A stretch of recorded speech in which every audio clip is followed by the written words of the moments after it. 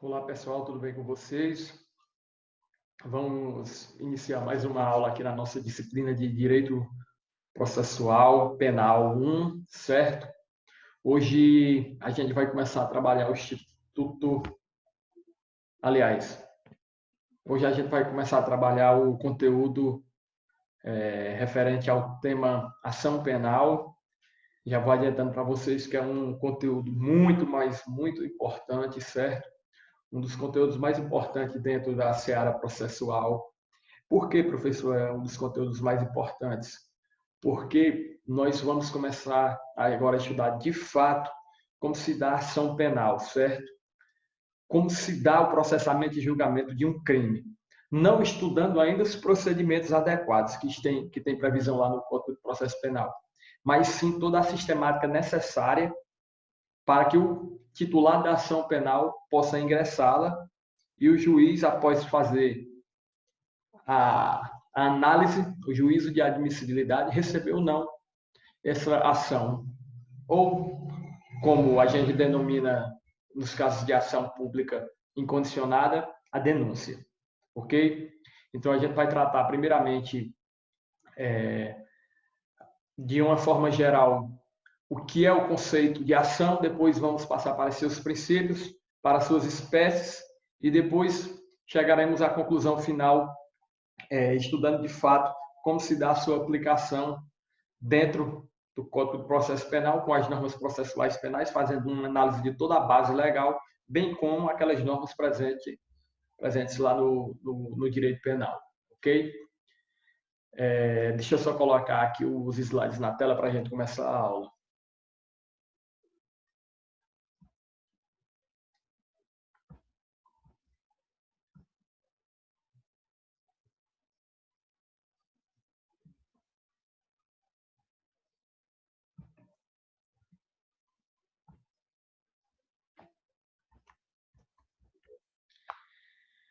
Bom, pessoal, na aula passada a gente encerrou o conteúdo do inquérito policial, ok?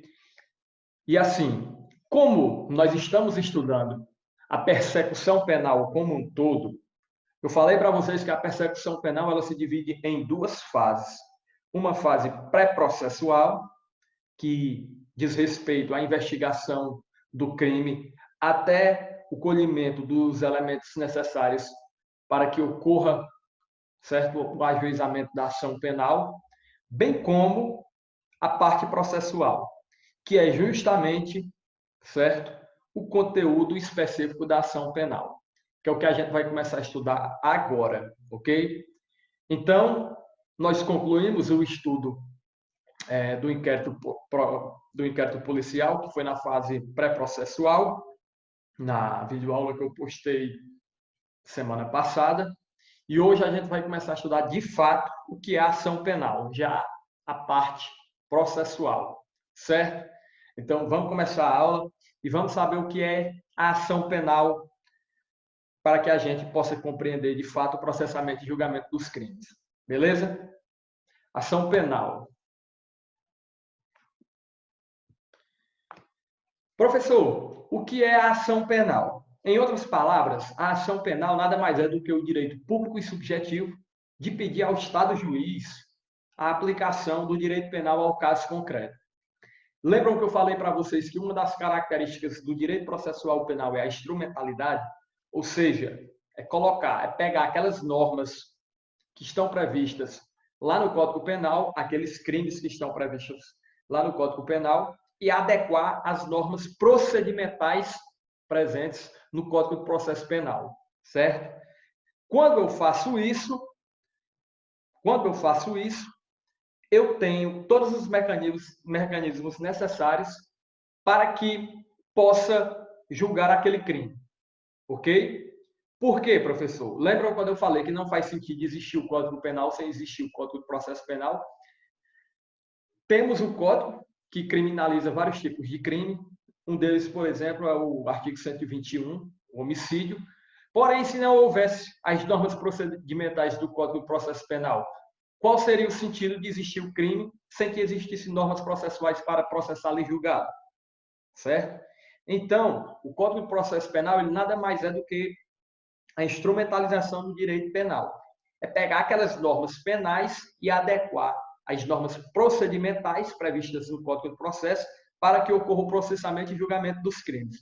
A ação penal vai ser o meio adequado pelo qual esses crimes, quando cometidos, serão processados e julgados. Ou seja, a ação penal é esse objeto necessário para que se judicialize aquela conduta criminosa prevista em lei e que, ao final de um processo, a gente possa chegar a uma conclusão, certo? Então, a ação penal é basicamente isso. Vamos ler aqui o conceito que eu coloquei para vocês, aqui no slide. A ação penal ela consiste no direito de provocar o Estado, na sua função jurisdicional, para a aplicação do direito penal objetivo em um caso concreto. É também o direito do Estado, único titular do juiz puniente, de satisfazer a sua pretensão punitiva. Em outras palavras, é o direito subjetivo de pedir ao Estado juiz, certo? A aplicação do direito penal ao caso concreto. Pronto, pessoal.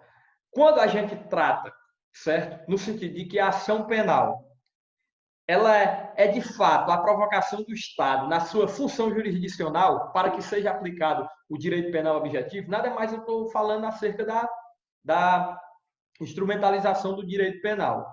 E, logo, quando há o ingresso de uma ação penal, certo? De um instrumento jurídico necessário para a solução de um crime, ele vai buscar justamente isso, a solução do conflito, seja absolvendo ou condenando o réu, aquele que está sendo processado. Beleza? Professor, me diga outra característica importante aí do estudo da ação penal. É o seguinte, a ação penal ela tem natureza híbrida. Por quê, professor? O professor acabou de me dizer que ela é um instrumento necessário para que ocorra o processamento e julgamento dos crimes. Sim, é isso. Porém, ela vai ter sua natureza híbrida no sentido de que o Código Penal também trouxe, certo, normas que vão disciplinar o conteúdo da ação penal, como se dá a aplicação dessa ação penal. Professor, mas o Código Penal ele não é a parte objetiva, não vai apenas tipificar crimes? Sim, mas o legislador penal também colocou dentro da parte geral, ainda do Código Penal, normas que vão disciplinar, na verdade, vão disciplinar o estudo da ação penal. Então, o que a gente encontra lá no Código de Processo Penal é basicamente, certo, a mesma letra de lei que está presente lá no Código Penal. Foi apenas um Ctrl+C e um Ctrl+V. Por isso que ele vai ter uma natureza híbrida, ou seja, um conteúdo meramente processual e também referente ao direito penal objetivo. Tem natureza jurídica híbrida ou mista, ou seja, é de natureza preponderantemente processual, mas tem natureza de direito penal. Até mesmo porque, quando o Código vai tratar acerca por exemplo, do prazo para que ocorra a representação dentro de uma ação pública condicionada à representação, certo? É um tema de natureza decadencial. E quem trata realmente da natureza decadencial, certo? Que está atrelada à extinção da punibilidade, é o direito penal material. Então, faz sim necessário, certo? A abordagem do conteúdo da ação penal também lá dentro do Código Penal. Ok? Tem previsão tanto no Código Penal como no Código de Processo Penal. Dito isso, pessoal, vamos seguir em frente. A ação penal é justamente isso, o direito público e subjetivo de pedir ao Estado juiz a aplicação do direito penal ao caso concreto, certo? Vamos para frente.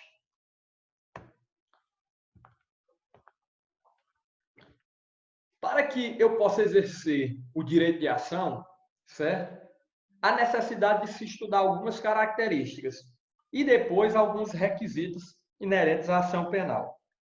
Professor, me diga aí quais são as características do direito de ação. A autonomia, certo?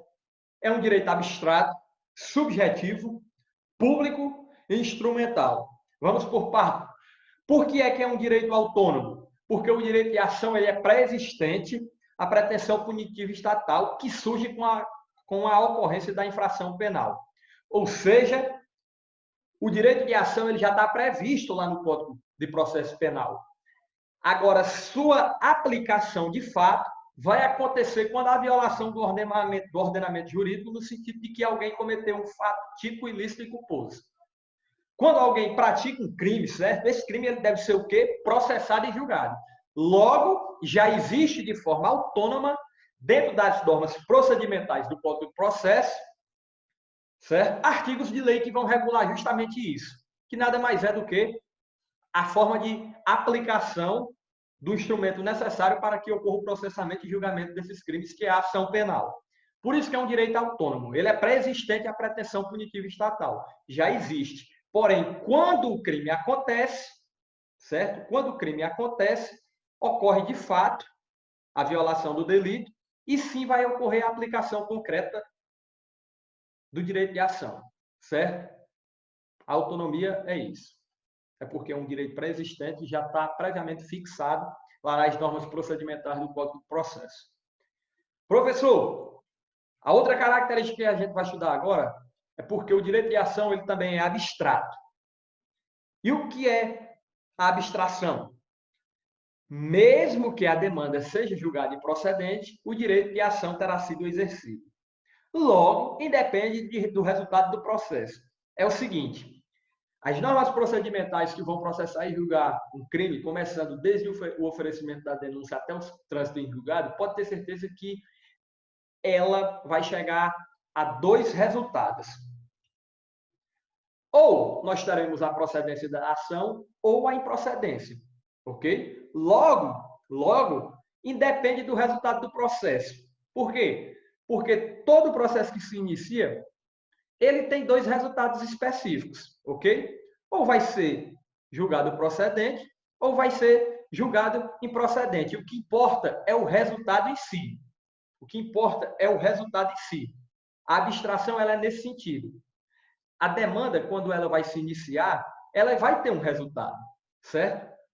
Independe desse resultado ser procedente ou não, mas ela vai existir um resultado. Seja positivo, quando, entre aspas, o réu é condenado, e negativo, quando a rejeição da denúncia. Aliás, quando ocorre a rejeição da denúncia, não. Quando o réu é absolvido. Ok? Vamos ler de novo. Abstrato.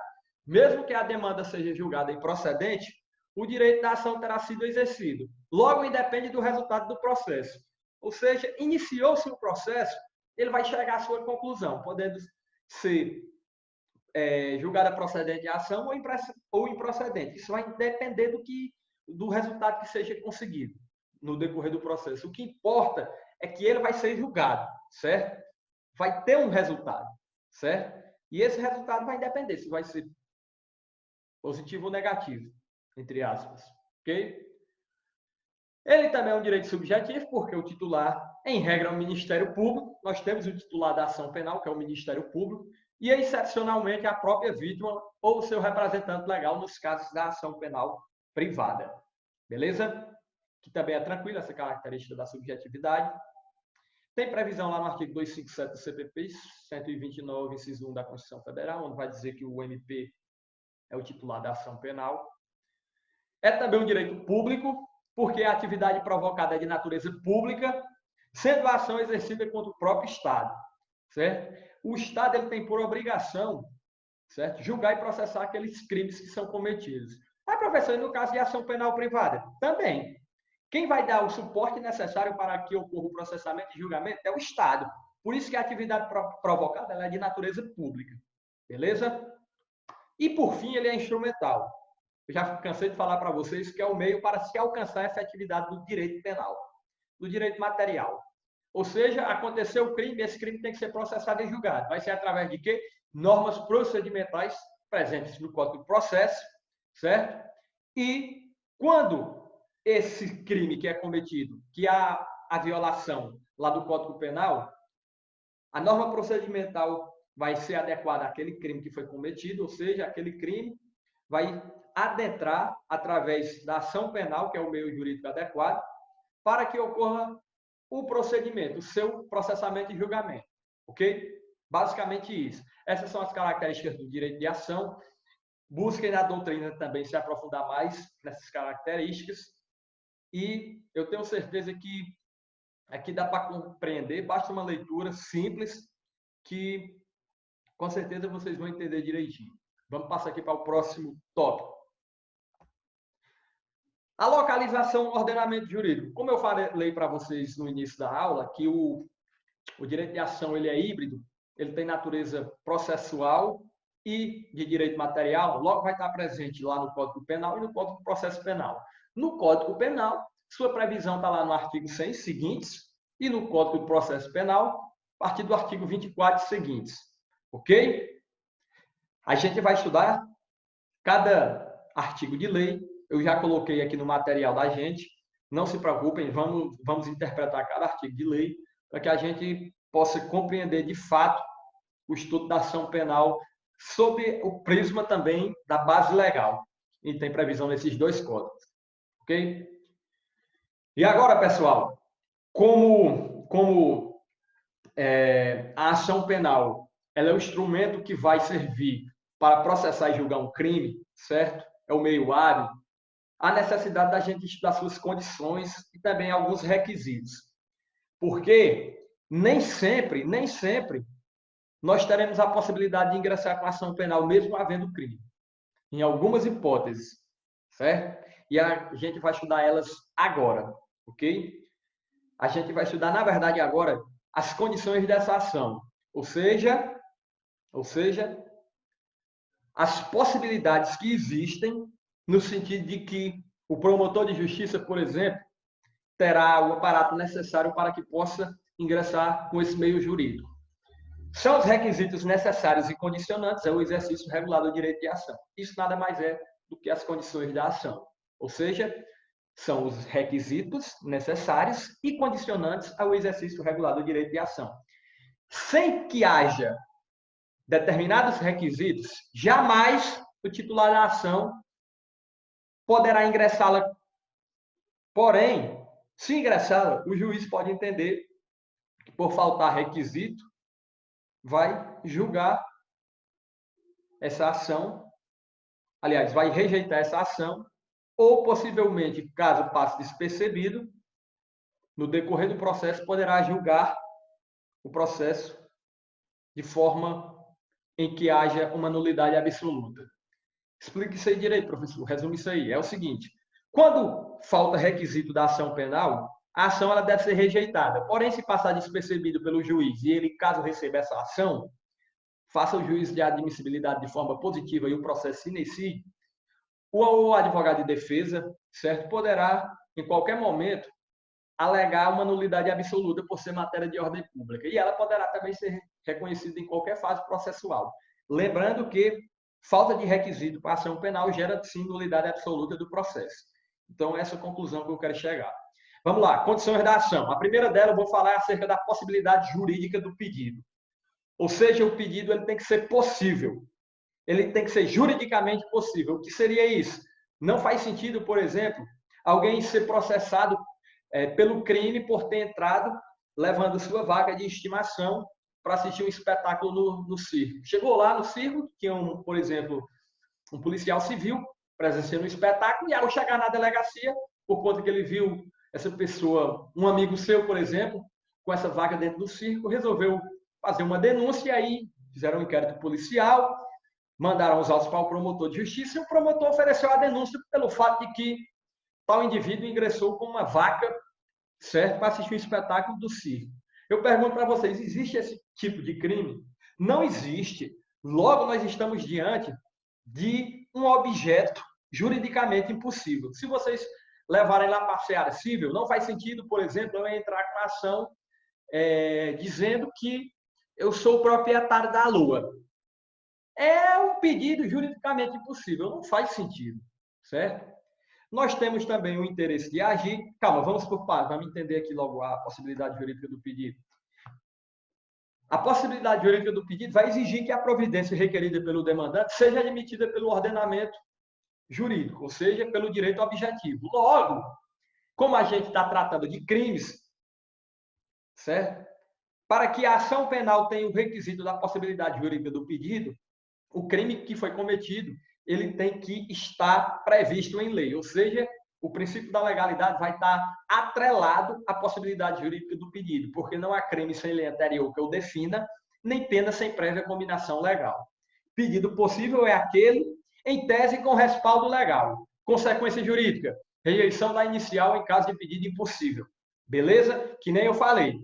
Faltou um dos requisitos da ação penal, o juiz deve rejeitar a denúncia, ou seja, fazer um juízo de admissibilidade de forma negativa. Isso a gente vai estudar de fato, esse juízo de admissibilidade lá no procedimento, no 8º semestre, quando a gente começar a estudar o procedimento, o estudo dos procedimentos, beleza? Mas eu posso adiantar para vocês que, quando há o oferecimento da denúncia por parte do órgão ministerial, o juiz ele vai ter duas opções: ou ele vai rejeitar a denúncia, ou ele vai recebê-la. Se ele rejeitar a denúncia, ele está fazendo o juízo de forma negativa. Se ele a recebe, de forma positiva. Logo, a rejeição da denúncia é quando há falta de requisito da ação penal, certo? Tais como justa causa, daqui a pouco a gente vai falar, a possibilidade jurídica do pedido. Agora, quando esse juízo de admissibilidade é feito de forma positiva, ele vai receber a denúncia e nós teremos 3 implicações principais. O mero suspeito vai virar réu, certo? Teremos a interrupção do prazo prescricional, a fixação da competência e o início do processo. Por quê, professor? Porque nós teremos, certo? O órgão acusador, o órgão julgador, certo? E a defesa. Formou-se a relação processual. Demarca-se o início do processo com o recebimento da denúncia, ok? Mas isso é estudo lá para o 8º semestre. Vou comentar várias vezes aqui também dentro da ação penal, porque de certa forma está atrelado. Beleza? Passar aqui para frente. Interesse de agir.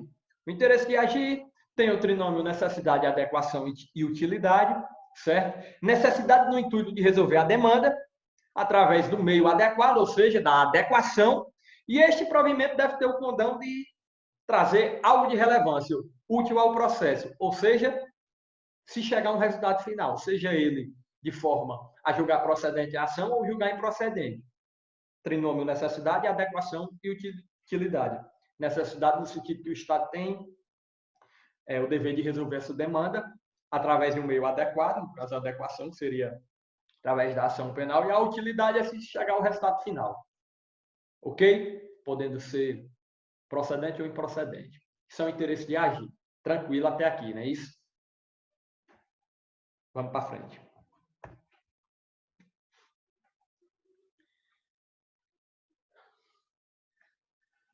O próximo requisito da ação penal que a gente vai trabalhar agora é a legitimidade. A legitimidade, eu peço que vocês tenham um pouco de atenção, porque ela está relacionada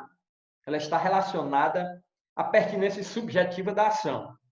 Por quê, professor? Porque a ação ela só pode ser proposta por quem é titular do interesse, que se quer realizar, e contra aquele cujo interesse deve ficar subordinado ao do autor. Vamos aqui pegar um exemplo nas ações penais privadas, certo? Eu, Dani Marques, certo? Professor de vocês, caluniei algum aluno, certo? Deixa eu lembrar o nome aqui de alguém. Gilber Luz. Caluniei Gilber Luz. O que é que acontece? Gilber Luz poderia entrar com ação penal privada contra mim. Porém, chegou outro aluno, certo? Leonardo Macedo, e disse o seguinte: olha, Gilber Luz, é o seguinte, eu gosto muito do professor, ele é meu amigo e tudo, eu não quero que você entre com ação penal contra ele, entre contra mim. Vejam bem, a legitimidade ela está relacionada não só ao polo passivo da ação penal, mas também ao polo ativo. Então, dessa forma, Gilber Luz só poderia ingressar com ação penal privada contra mim. Leonardo não poderia tomar o meu lugar. Ok? Isso é a parte relacionada à legitimidade, é a pertinência subjetiva da ação. Por isso que ela só pode ser proposta por quem é titular, ou seja, por aquele, no caso da ação penal privada, que foi vítima, ofendido, do interesse que se quer realizar, e contra aquele cujo interesse deve ficar subordinado ao do outro. Beleza? Tranquilo? Legitimidade. Quem tem competência para ingressar com a ação, e justamente essa ação vai ser ingressada contra aquele que praticou o ato criminoso. Ok? O polo ativo da ação penal tem-se em regra o Ministério Público, ou seja, o particular, aliás, no polo ativo da ação penal tem-se em regra o Ministério Público ou particular, no caso do querelante, nas ações penais privadas, o exemplo do que eu falei, no caso de que eu caluniei Gilberto Lúcio. Nesse caso, ele é quem seria o titular da ação penal privada contra mim, certo? Se fosse um crime de ação pública penal, um crime de ação penal pública, na verdade, o titular da ação seria o Ministério Público, ok? Seja ela pública incondicionada ou condicionada à representação, que a gente vai tratar das espécies de ação penal mais na frente. No polo passivo, figura o réu, que nas ações privadas ganha o nome de querelado. Logo no exemplo que eu dei, que eu cometi o crime em desfavor de Gilberto Lúcio, eu estou no polo ativo, aliás, eu estou no polo passivo da ação penal. Logo, não adianta Leonardo querer tomar meu lugar para que seja processado em meu lugar. A ação tem que ser proposta contra mim, no exemplo que eu acabei de falar. Beleza? Beleza? Tranquilo? Isso é a legitimidade, a pertinência subjetiva da ação. Vamos para frente. Lembrando, pessoal, que qualquer dúvida acerca do estudo da ação penal dentro da nossa aula aqui, a gente vai tirar no nosso encontro de amanhã. Aliás, de amanhã não, deixa eu só olhar a data aqui. Hoje é dia 6, estou gravando a aula aqui hoje no dia 6, segunda-feira. A nossa aula é amanhã, dia 7. No nosso encontro, espero que vocês assistam a aula para que a gente possa tirar todas as dúvidas amanhã. Beleza? Vamos para frente.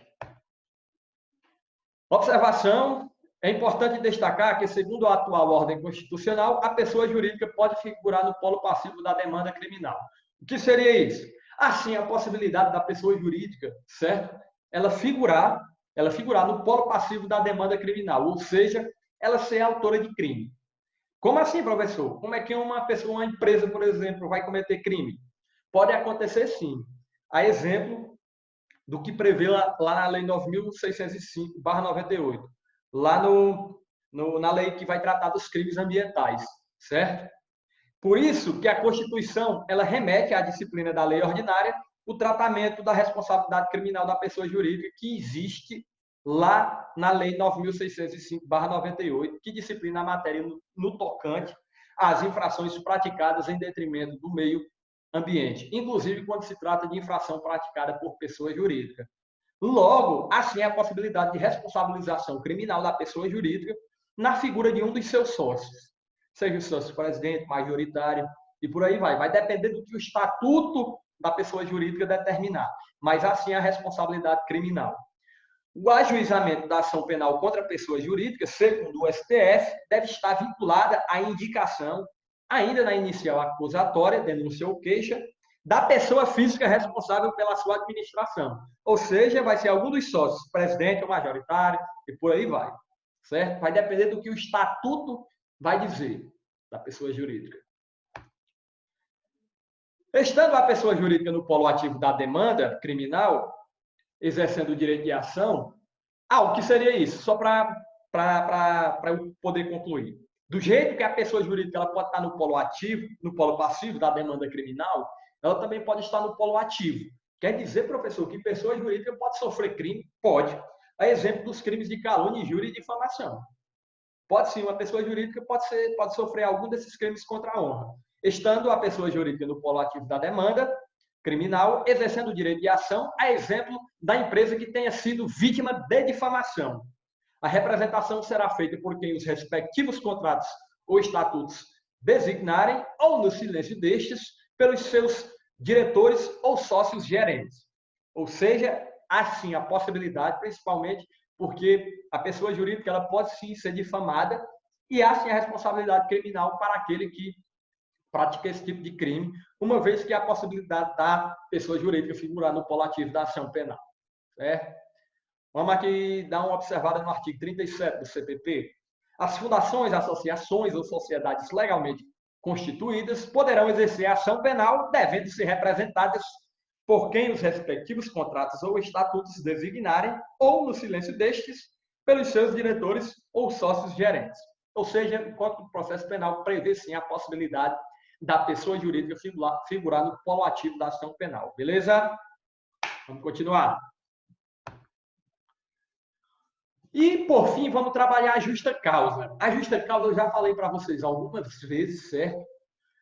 Quando a gente tratou lá do inquérito policial, lembra? Eu falei para vocês que o inquérito policial ele tem por objetivo colher indícios de materialidade delitiva e autoria e tem por finalidade servir de base para o oferecimento da denúncia. Logo, se vocês observarem, a justa causa da ação ela está atrelada, certo, ao objetivo do inquérito policial. A ação penal, a justa causa da ação penal, nada mais é do que a existência de indícios mínimos de materialidade delitiva e autoria para fins de ajuizamento da ação penal. Vamos lá, o que diz o conceito que eu coloquei. A ação penal só pode ser validamente exercida se a parte autora lastrear a inicial acusatória, que pode ser uma denúncia ou queixa, com um mínimo probatório que indique os indícios de autoria, da materialidade delitiva e da constatação da ocorrência da infração penal.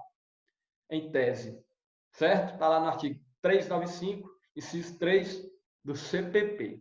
A justa causa, mínimo probatório que indique os indícios de autoria e da materialidade delitiva, certo? Por isso que a justa causa é essencial. Professor, então quer dizer que todos esses requisitos da ação têm que estar presentes para que ocorra o processamento e julgamento? Sim, tem que estar presente. E se não tiver, você, lá na sua peça de defesa, eu já vou até adiantar para vocês que se cair na OAB uma resposta escrita à acusação, que é a primeira peça de defesa do réu, lá, com certeza, pode ter certeza que vai cair alguma preliminar. Preliminar pode ser de ordem absoluta, matéria relacionada à nulidade absoluta. E o que é que acontece? Geralmente, a preliminar está relacionada a alguns dos requisitos de ação penal, ou a falta de justa causa, ou a legitimidade. Se chegar a cair isso lá na OAB, na segunda fase da OAB de vocês, lembrem-se que, de forma preliminar, vocês têm que requerer a nulidade absoluta do processo, inclusive se faltar um dos requisitos da ação penal, interesse de agir, legitimidade e justa causa. E possibilidade jurídica do pedido, não é isso? É, exatamente. Possibilidade jurídica do pedido, interesse de agir, legitimidade e justa causa. Se atentem a esses requisitos da ação penal. Além desses requisitos, há condições específicas, ou seja, requisitos específicos. A exemplo, certo, da condição de procedibilidade que está presente lá nas ações penais públicas condicionada à representação. Por quê, professor? Porque na ação penal pública condicionada à representação, o processo só pode se iniciar se existir a representação. E o que é essa representação? É uma condição de procedibilidade, é o que vai permitir o início ou não do processo, ok? Por isso que existe essa condição específica nas ações penais públicas condicionada à representação.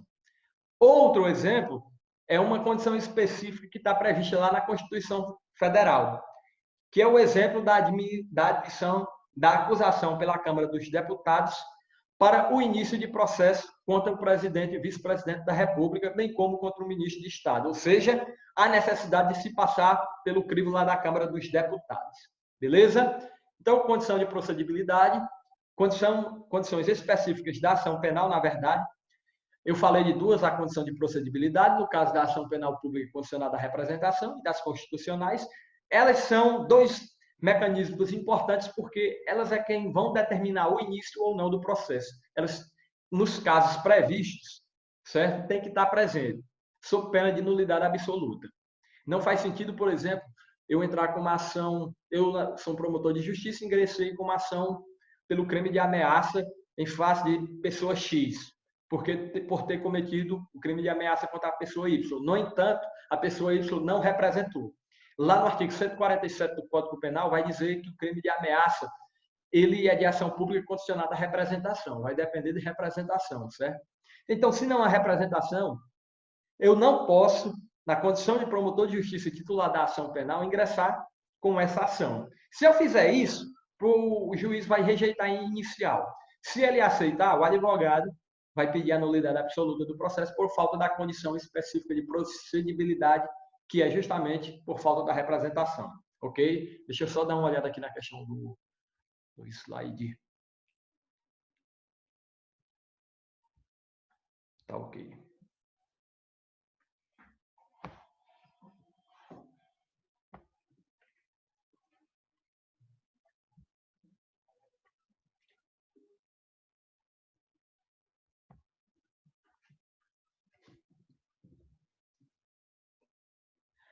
Por isso, pessoal, que a oportunidade para a verificação das condições da ação penal é justamente lá no juízo de admissibilidade feito pelo magistrado. Quando o promotor de justiça ingressar com a ação, ele vai fazer o juízo de admissibilidade, que pode ser positivo, quando ele recebe, negativo, quando rejeita. A ausência das condições da ação pode ser reconhecida a qualquer tempo, que levaria à carência da ação e à extinção do processo, sem julgamento do mérito. Por isso que eu falei para vocês que, caso o processo se inicie faltando algum dos requisitos da ação penal, em qualquer fase processual você pode pedir a nulidade absoluta. Vai gerar a carência da ação e a extinção do processo, sem julgamento de mérito por falta de condição da ação. Beleza? Tranquilo até aqui? Vamos passar para frente. Vamos falar agora, pessoal, as espécies de ação penal. A classificação, da ação penal é com base na titularidade do direito. Logo, nós temos duas espécies de ação penal, a pública e a privada, certo? A ação penal pública, ela pode ser incondicionada e condicionada à representação, e a ação penal privada é aquela titularizada pela vítima ou ofendido, certo? Ou seu representante legal. Logo, a ação penal pública, que é a primeira espécie que a gente vai tratar, ela tem como titular o Ministério Público, seja na ação penal pública incondicionada, seja na condicionada à representação. A diferença é que na condicionada à representação, certo? Nós vamos depender da manifestação de vontade da vítima, no sentido de que ela quer ou não iniciar aquele processo. Por isso que ambas são titularizadas pelo MP, porém, a condicionada à representação necessita de manifestação de vontade da vítima. Está aqui. Ação penal pública é aquela titulada privativamente pelo Ministério Público, por força do artigo 129, inciso 1 da Constituição Federal e artigo 157, inciso 1 do CPP. Esta pode ser incondicionada ou condicionada à representação. Certo? E a ação penal pública ela tem alguns princípios que vão discipliná-la. Esses princípios, pessoal, eu vou deixar para tratar na próxima aula, porque senão vai ficar uma aula bastante extensa, cansativa, sendo que lá a outra aula, quando a gente tratou do inquérito policial, eu fiz a aula, se eu não me engano, foi em 1 hora e 12 minutos, foi uma aula muito extensa. Então, eu vou parar por aqui, certo? Próxima semana a gente vai continuar o estudo da ação penal, porque na próxima aula da gente vai ser dia 9, vai ser feriado, a gente vai estar na Semana Santa, então só a semana seguinte, ok? Eu vou encerrar a aula por aqui, peço a compreensão de todos. Assistam a aula, vai ser postada ainda hoje no YouTube, e que amanhã, no caso, amanhã dia 6, aliás, amanhã dia 7, a gente vai começar a estudar ela lá na nossa aula ao vivo pelo aplicativo Zoom. Beleza? Então, vou encerrar a aula por aqui e até o nosso encontro ao vivo pelo aplicativo Zoom.